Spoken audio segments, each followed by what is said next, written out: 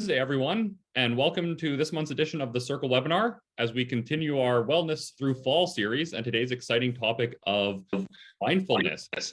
We greatly appreciate you taking the time to be here. We want to start by acknowledging that we're hosting today's session from the traditional territories of the Blackfoot Confederacy, the Tsuut'ina and the Axis-Nakota nations, and are honored to have team members and attendees joining from other territories across North America. So again, welcome. My name is Michael Reines, and I'm fortunate enough to be the Director of Sales amongst the wonderful team at Thrive Health. Please note that this session is being recorded and live streamed on LinkedIn, and the recording will be available online afterwards.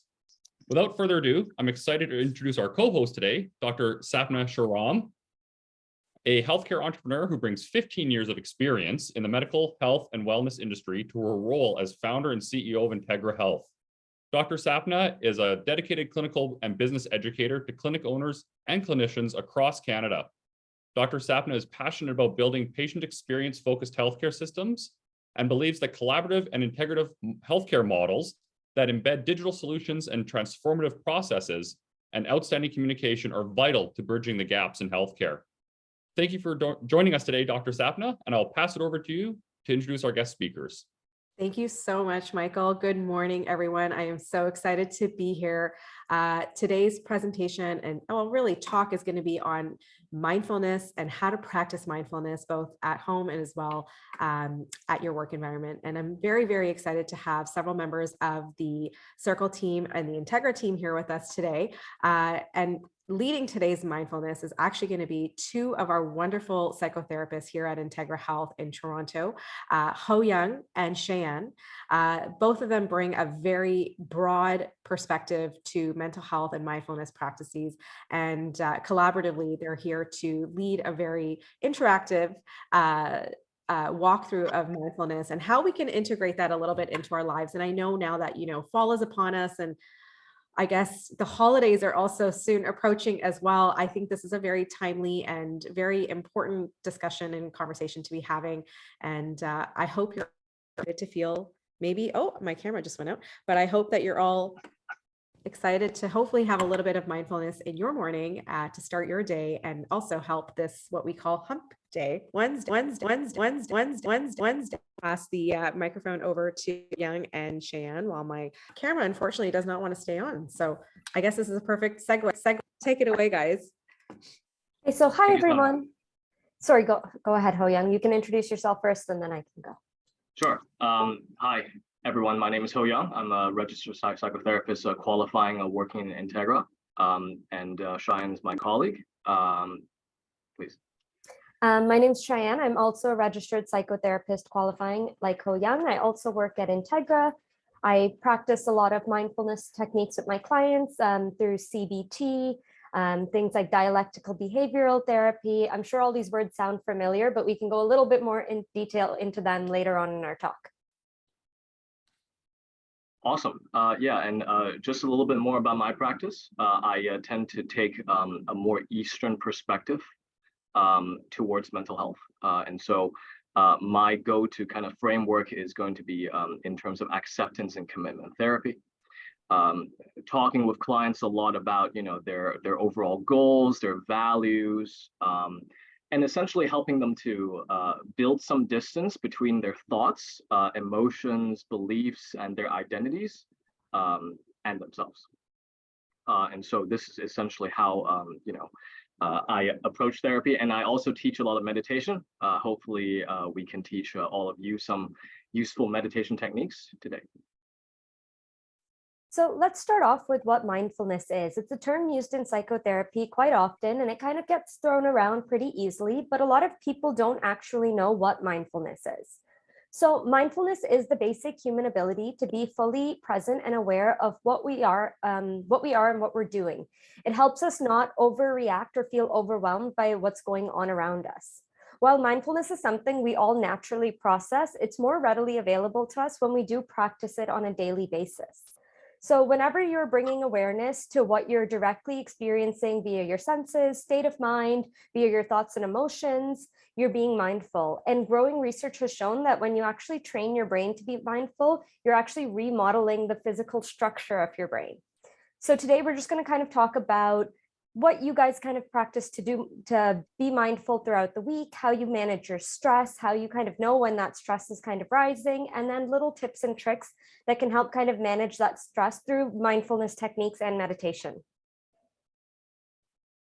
Yeah, so before we begin to talk about the details of it, can we just get some messages in the chat just to see whether or not you can send questions directly to us right now? There you go. Okay. Hi, Sapna. Hello. There you go. Awesome. Okay, cool. Yeah. In this case, we can talk a little bit more about mindfulness. I think we have also prepared some content about seasonal affective disorder. From my perspective, it seems that the Toronto winter tends to arrive pretty early and pretty swiftly. And so, depending on our interests on that day, we can go on that topic as well. But in terms of mindfulness, it has essentially been around for about 40 to 50 years. It started off in the United States with a scholar called Jon Kabat-Zinn, who referenced a lot of Zen Buddhism theories, as well as their practices of mindfulness meditation. And the way that Jon Kabat-Zinn integrated it into Western science was rigorous. He essentially removed most of the kind of Buddhist morality, teachings, etc., from mindfulness and kept the practices. And some of which are, for example, mindful eating, breath meditation, things like body scanning or progressive muscle relaxation, for example. And these practices, we're talking about practices that have been essentially practiced upon and refined for thousands of years. And from my personal perspective, the historical context gives the entire system a lot of reliability. Frankly, mindfulness and meditation are some of the only things that I've seen that basically will only do good for you. With another example being, say exercise, for example. With mindfulness, people tend to feel more like themselves. People tend to, as I mentioned before, create distance from our thoughts and emotions, which from the Buddhist perspective is temporary fluctuations of the mind. And so as with my practice, for example, once I've seen clients, kind of diligently practicing meditation and mindfulness for, say, 2 to 3 months, strange and interesting things start happening. They tend to develop new perspectives on things. They tend to develop new perspectives on themselves and their relationships. And they tend to report that they tend to see things a little bit clearer, less biased, right? And I was also wondering if Cheyanne has seen these kinds of differences with her clients. Absolutely. Being able to practice mindfulness allows us to kind of step out of our bodies and look at what's going on almost from that third perspective. So when we look at mindfulness, it's really incorporating intentional non-judgment focus onto the present moment. And this is done through 4 elements. So awareness, which allows us to be in tune of what's happening in the present moment. It could include getting our senses involved. So sight, sound, smell, even physical sensations you usually may ignore. Then it involves focus. So paying attention to what's happening in the moment without thinking about past or future events. Acceptance. So accepting whatever you may be feeling or thinking without judging it or trying to change it. And then observing. So recognizing that unpleasant sensations, thoughts, and feelings are temporary and they're fleeting. Observing them objectively without reaction or judgment. And this can be quite difficult to do when we are clouded with things like stress and negative emotions, or even when we kind of just have a lot going on in our lives. It can be hard to not have that constant to-do list in our heads of, okay, I need to get this done and I need to do that. It can be quite difficult to stay in the present, especially like now working in the corporate world, it's kind of, you're always on the go. It can be hard to sit back and take time to yourself. So with that being said, how many people throughout the week are able to just sit down and take time for themselves, whether it be like a quick cup of tea in the morning where you can just kind of sit and enjoy it, or whether it's going on a walk, exercising, or meditating? I know that sometimes I do, but it's going to be like 2 or 3 days in a week for me. It's rare. Not as much as I should from Sapna. Yeah, I agree with that completely. So HoYeung, what kind of things do you do to practice mindfulness throughout the week? Yeah, so the way that I teach mindfulness and meditation is kind of the way that I practice it myself. So the kind of Western approach to mindfulness would be mainly in terms of 2 big group therapy programs, which is mindfulness-based stress reduction, MBSR, which is from John Kabat-Zinn, like we mentioned earlier, as well as mindfulness-based cognitive therapy, which is mindfulness plus a bit of cognitive behavioral therapy kind of integrated into it. And as far as I understand, it's more geared towards people with major depressive disorder. The way that I approach mindfulness and meditation is a little bit different. So generally in these large programs, they will teach you a variety of mindfulness techniques: mindful eating, mindful walking, breath meditation, loving kindness meditation, body scanning, etc. The way I do it is a little bit more individual. I come from a system of understanding that there is almost always a right meditation technique for each particular person. And so the traditional meditative techniques, there are about 112 of them, which is slightly more than the mindfulness repertoire. And I find that when I experiment with different clients on different techniques, and they tend to land towards a meditation technique that they just naturally gravitate towards, we tend to just stick to that technique, and then we will start seeing a lot more precise benefits compared to if we were to run mindfulness techniques essentially like a cycle. And so for me personally, I tend to do a lot of alternate nostril breathing, as well as third eye meditations. But in terms of the logic of that, there are some meditation techniques that are more suited for people with relatively busier minds, relatively more powerful minds. And for some people, they would prefer engagement with the body. And so with those people, I tend to lean towards progressive muscle relaxation or yogic sleep.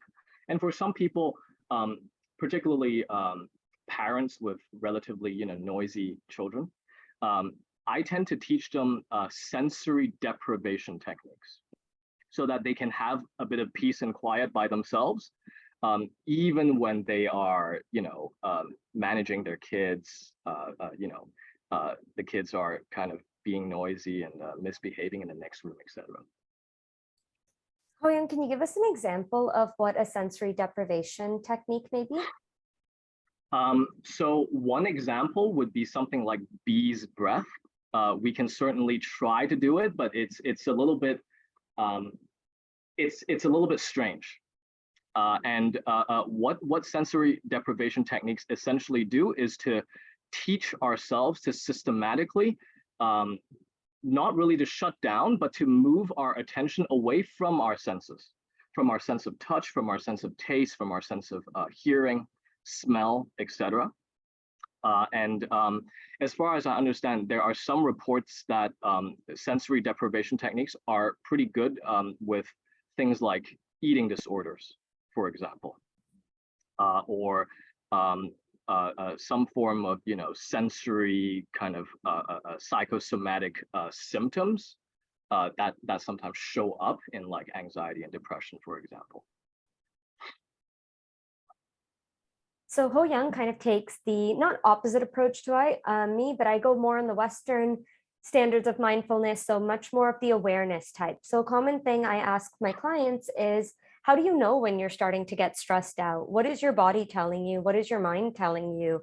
For example, for myself, when I'm stressed, I tend to get irritated with everybody. And even though I don't mean to, it just, I feel overwhelmed and the emotions start to spill over. So kind of being aware of, what does stress look like for you? Are there any telltale signs that you're starting to get stressed out? Or do you only know once it's in full-blown panic stress mode?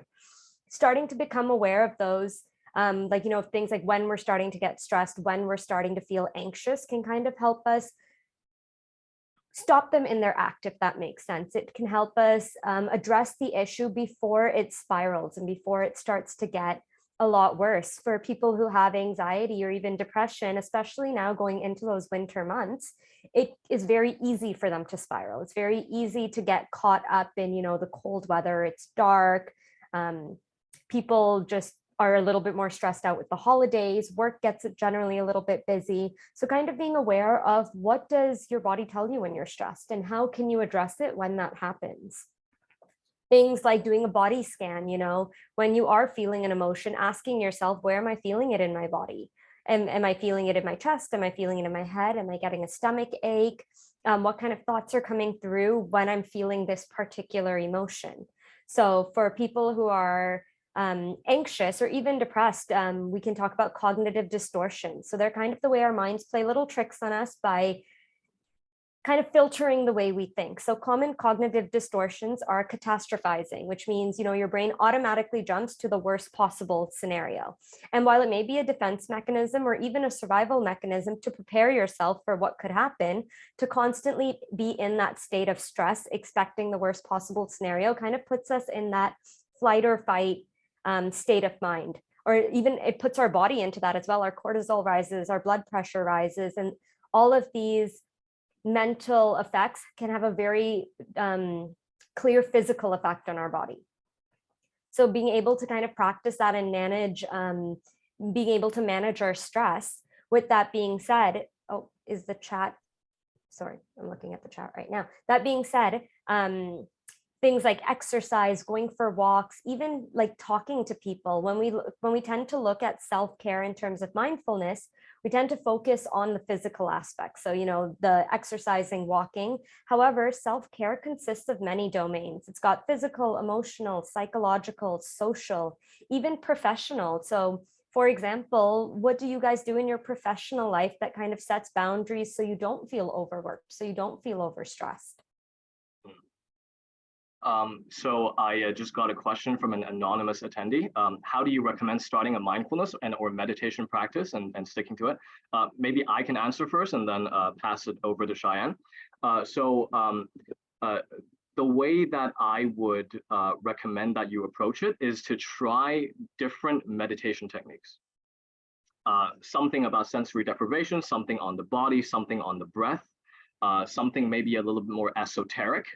Say, third eye meditation, for example. And then as you try these meditation techniques, you will find yourself kind of gravitating naturally towards one or two of them. And once you get to a point where, meditation is easy, then just keep practicing it. And, a lot of people ask me about, the schedule, how many times a week, things like that. For the most generic answer, it would be like once every day for 5 to 10 minutes for about 2 to 3 months before we see any clinically significant effects. But then, with my own meditation practice, for example, it's a little bit more free flow. It's a little bit more improvisational. I do it when I feel like it. And I think that is part of the process in picking up any habits, any meditation, any kind of like, spiritual stuff. So. Absolutely. And I would kind of like, I've tried practicing, actually HoYeung's really got me into meditation. Now it is something I never used to practice before because I'm like, my mind is too busy. I can't focus on it. It does take time though and patience to be able to get the full benefits of meditation. For any of those of you who have that busy mind, can't stop that ongoing to-do list, maybe feeling a little bit stressed out with everything they have going on, A good step to start would be being mindful of your day. So that may include setting your intentions for the day. So usually when I wake up in the morning, I have this like little book. I bought it from Indigo. It was $5. And it kind of tells you, like, what are 3 things you're grateful for today? And what are 3 things you intend to do today? And they don't need to be big tasks. It could even be like, I'm going to give somebody a compliment today. Or, I'm going to sit and have my morning coffee in silence without any screens. Could even be, I'm going to limit my screen time for today. So kind of having these little intentions will make us mindful about what we're doing for the day. Because more often than not, we kind of just go through our day. And then at the end of the day, it was like, whoa, I can't even think about what I did because there was just so much going on. So starting with that, if you are someone who has the spikes and wide range of emotions, another good place to start would also be checking in with your emotions throughout the day. So, so you're waking up, you're going to work, you're on the train, bus, or you're commuting even in your car, kind of asking yourself, how are you feeling today? If it's hard to identify your feelings, HoYeung and I could also send you things like the emotion wheel, where it's like, okay, you know what, I'm not feeling angry, I'm feeling irritated, or I'm feeling frustrated. Kind of being able to break apart your emotions will better help you understand them and then help you learn how to deal with them. Yeah. I see we've got another question. Sorry, go ahead, HoYeung. Yeah, sure. Elizabeth asks, do you both have any thoughts and recommendations on, when the mind wanders while trying to practice mindfulness? I find that my brain gets distracted and I start thinking about other things, particularly when I try meditation. So my answer to that is that you're probably doing it right. Right. So that's actually a big point to get across, because the whole thing about meditation is that we notice that our mind is wandering towards different places, thoughts, emotions, right? Physical sensations, even. Maybe there's a loud noise that's happening outside of your room, and then that snaps you out of the meditative state, right?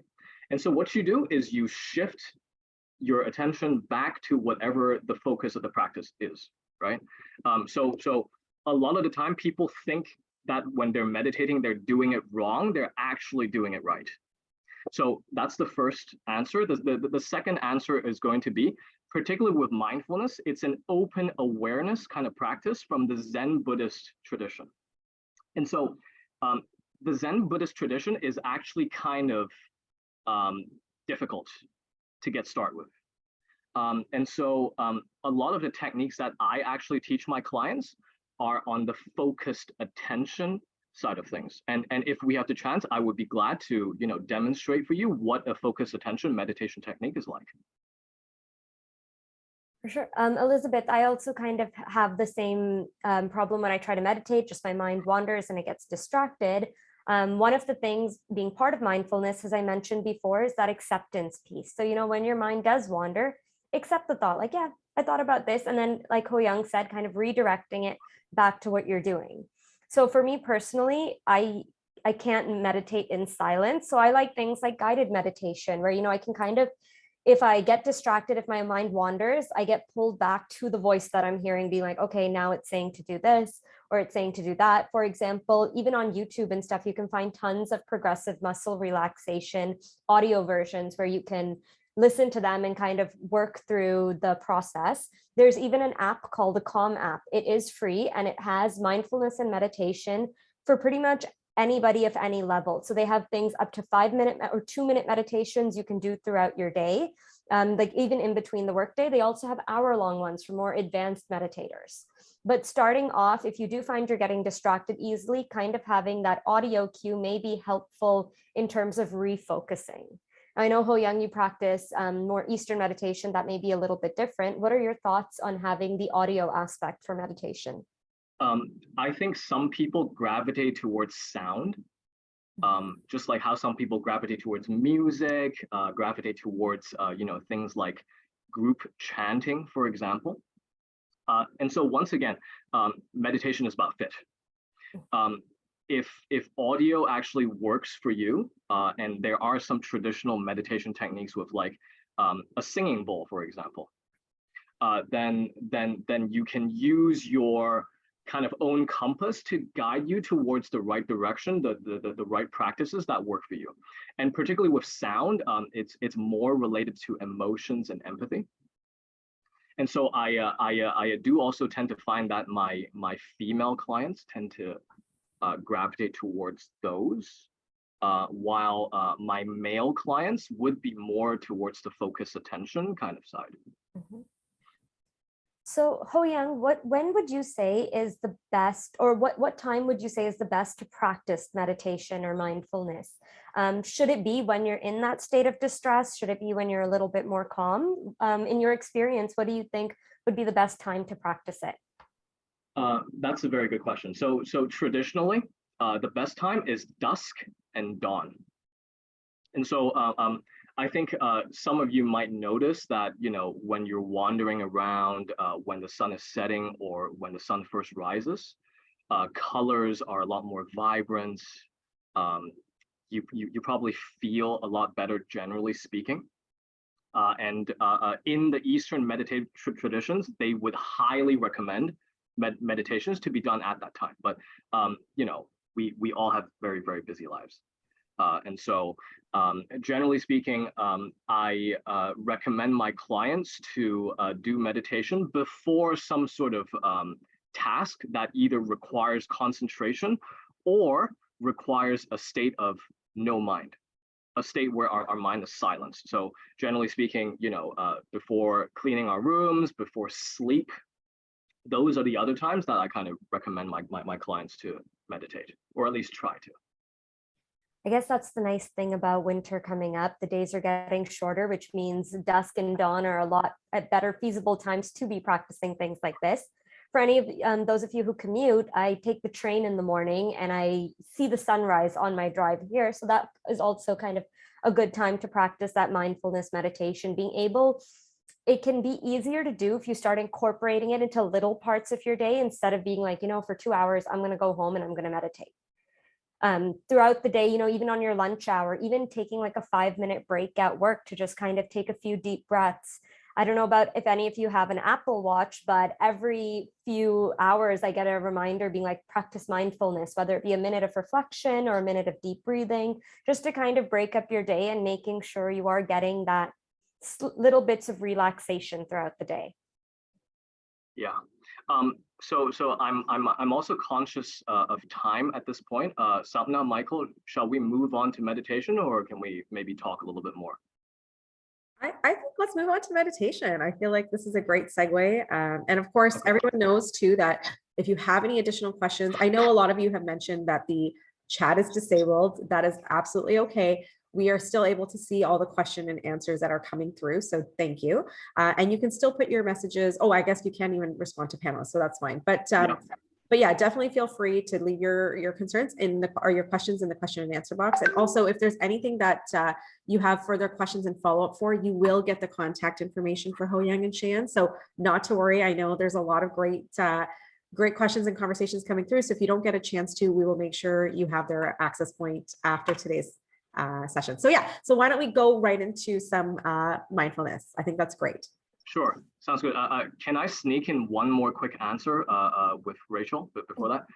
So Rachel asked, it seems like many of the spiritual aspects of meditation are unimportant or ignored in Western meditation techniques. Does this remove any of the efficacy of a meditation practice?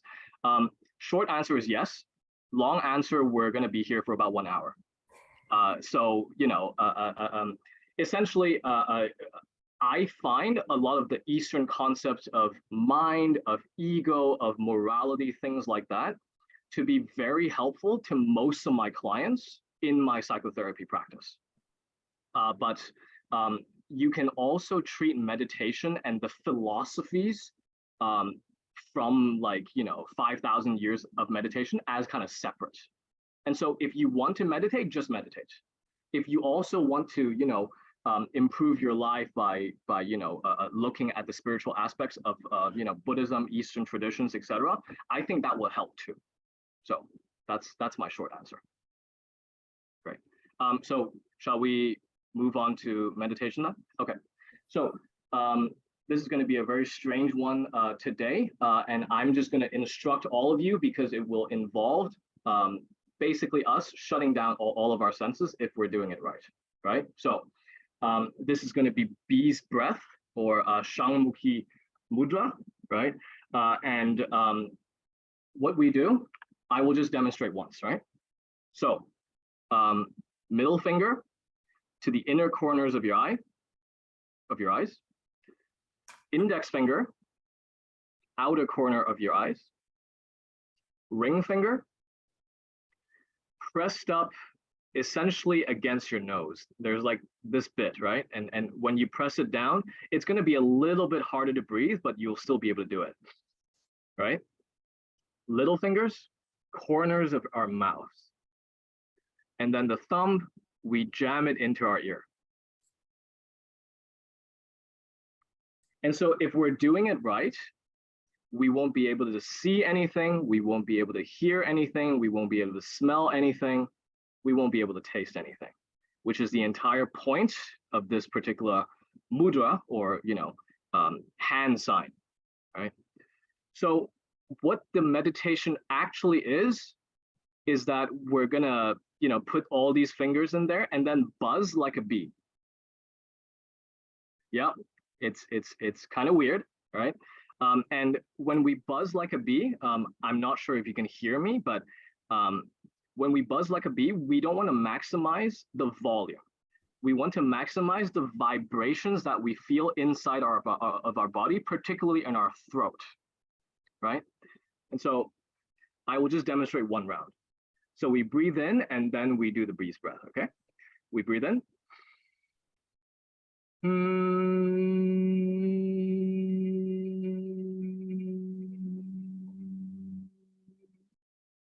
And we just let the bee's breath kind of trail off very naturally according to our breath.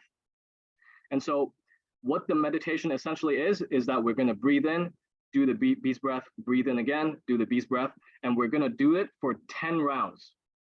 1, 0, okay, no, okay, yeah, 10 rounds. And then afterwards, we're just going to sit with our eyes closed and just feel, okay? Let's see what happens, right? So let's begin, and just do it at your own pace because you're not going to be able to hear me anyway, but I will be here buzzing like a bee. So when you're ready, begin, breathe in.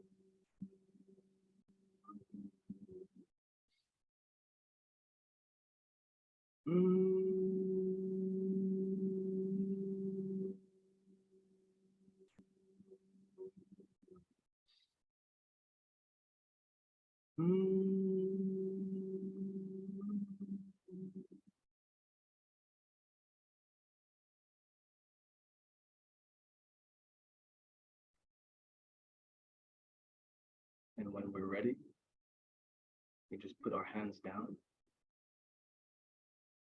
our eyes staying closed.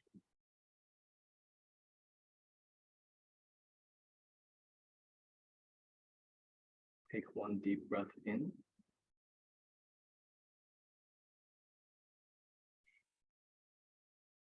Just feel how that full breath feels like.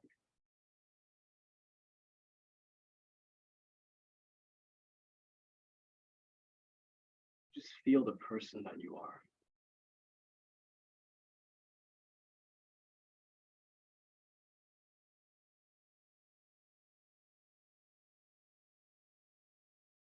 When you're ready, put your hands in front of you. Start rubbing.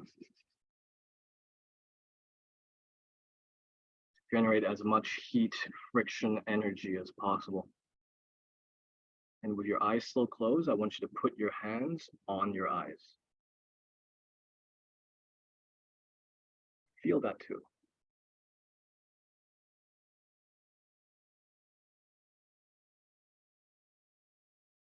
And on the next breath in, with your hands still cupped, I want you to slowly open your eyes.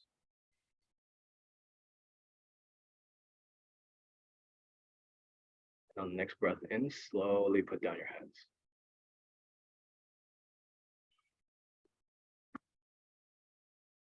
How's everyone feeling?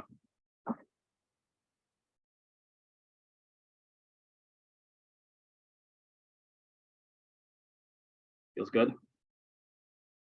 This is a more involved practice.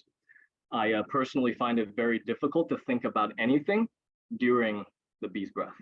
And I'm just, completely in tune with, what's going on inside, instead of thinking about what's going on outside, instead of, one thought leading to another. This technique is also great in triggering your parasympathetic nervous system. When those vibrations you feel automatically trigger your parasympathetic nervous system, and it moves us out of that fight or flight stage into that relaxation mode. So things like practicing bee's breath or even humming can stimulate the system by stimulating your vagus nerve. So if you're ever just feeling a little bit stressed out, pick your favorite song and try humming it while you're at work or you're on your train ride home. Try practicing bee's breath and let us know how you guys find it, how it feels.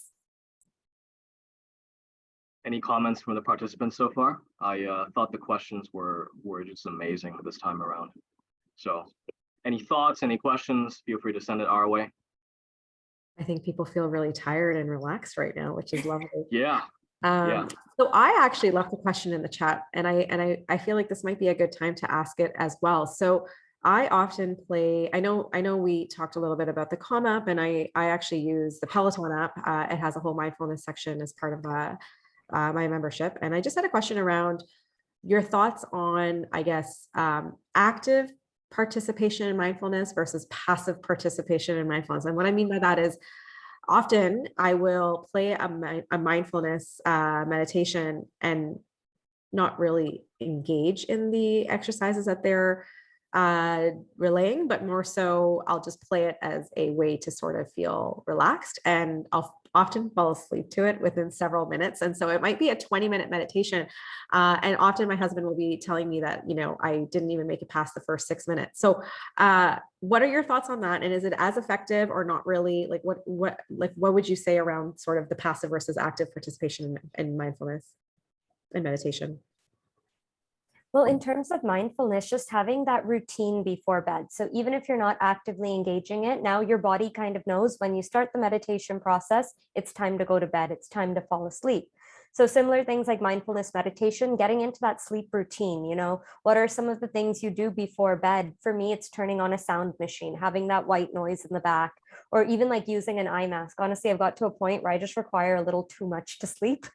But kind of what are those steps that you kind of take, whether it be listening to a certain playlist of songs, listening to an app, even if you're not actively engaged in it, you're getting your body into that routine, and it's automatically making the connection of, oh, when I start to hear this, that's how I know I need to wind down. That's how I know I need to sleep. Right. What about you, HoYeung? From your perspective, what do you think on the difference of active versus passive meditation? Yeah, so in the Eastern perspective, meditation is the mind state that we achieve when we're fully conscious and there is no mind involved. And so, Sapna, if you find yourself, falling asleep to guided meditation, I would say keep doing it because it works for you, right? But personally, I would be careful about considering that as meditation or mindfulness. Because by that time your consciousness would be, you would be essentially unconscious after a while, right? So it's definitely a very good relaxation technique for sure, though. Right. So. Well, I definitely enjoy it. And you're right. I don't know necessarily how effective it is in calming me per se, but it has become sort of a staple practice of, ooh, let me put something on. And you're right. My brain automatically just says night, night. Exactly.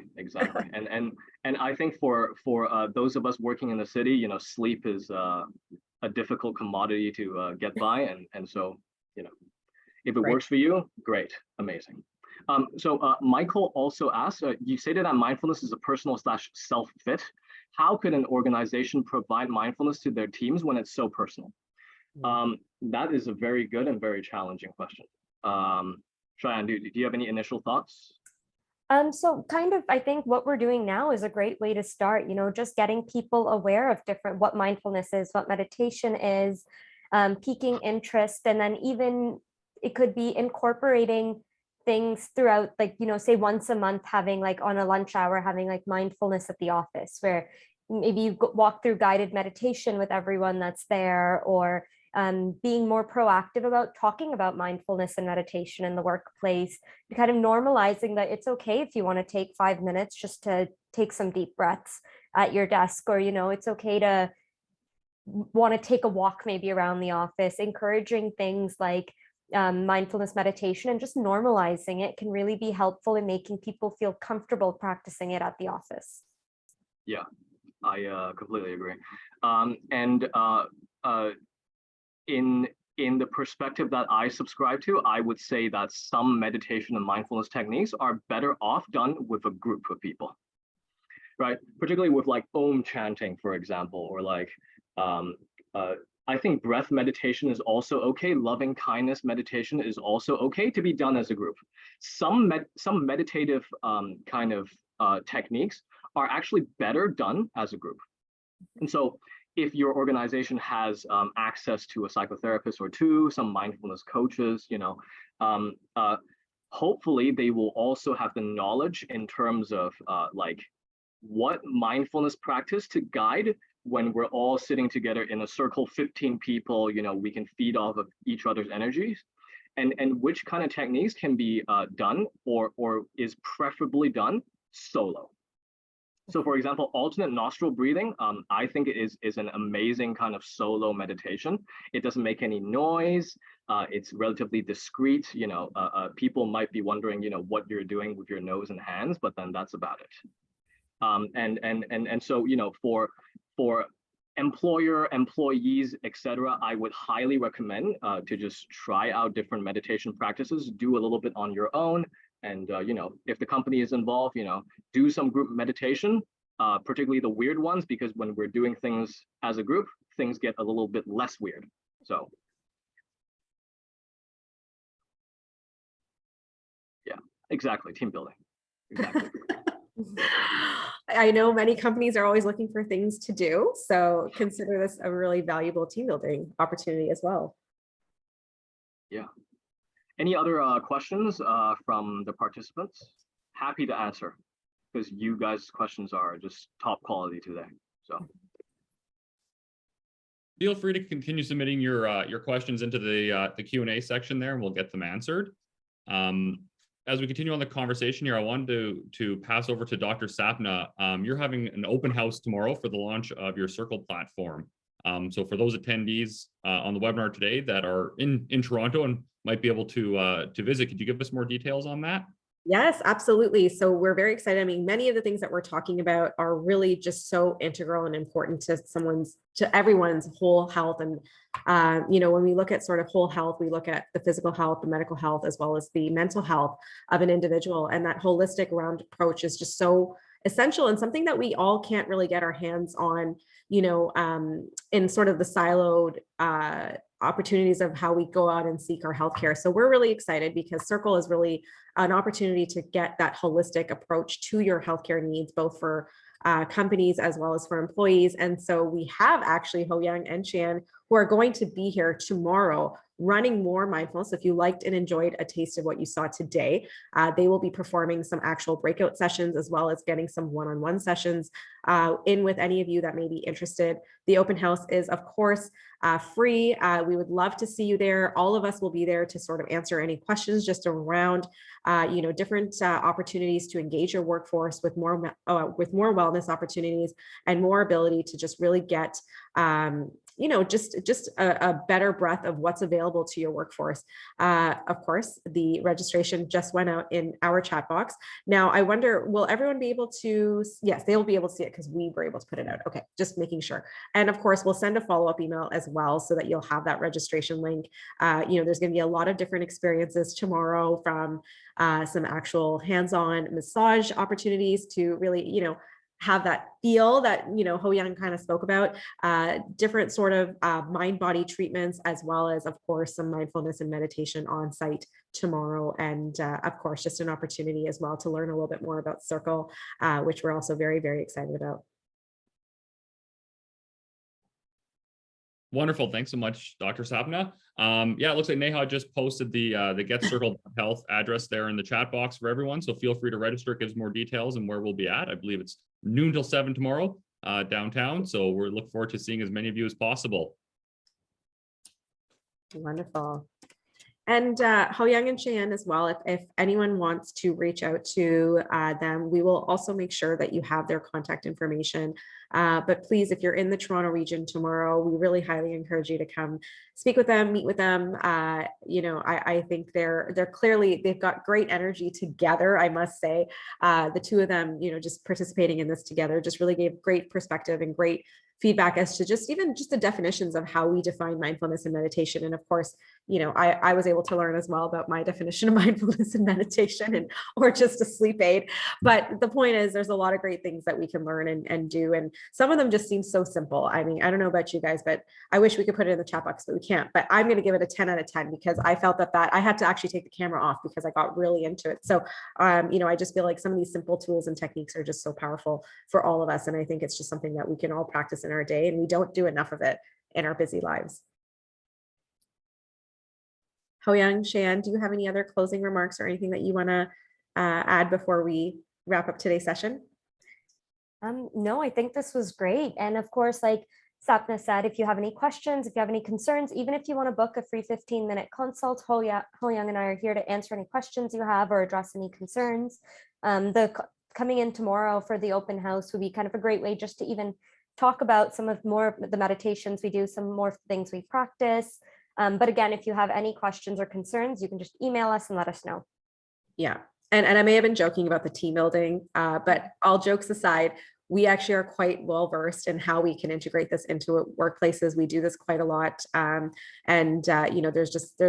got to take the stigma out of that awkwardness in the group setting. There really isn't. And it's just a great opportunity to not only, bond with your team and have that relatability, because we all know what it's like to be in our work environment and we're all working towards those common goals, and stress does pile up. And so, to be able to share that with your closest colleagues, it's actually really intentional and it's really meaningful. And I think very powerful as well for an organization to really pull that together and bring that as part of your own cultural awareness and leading with that wellness first culture in your organization.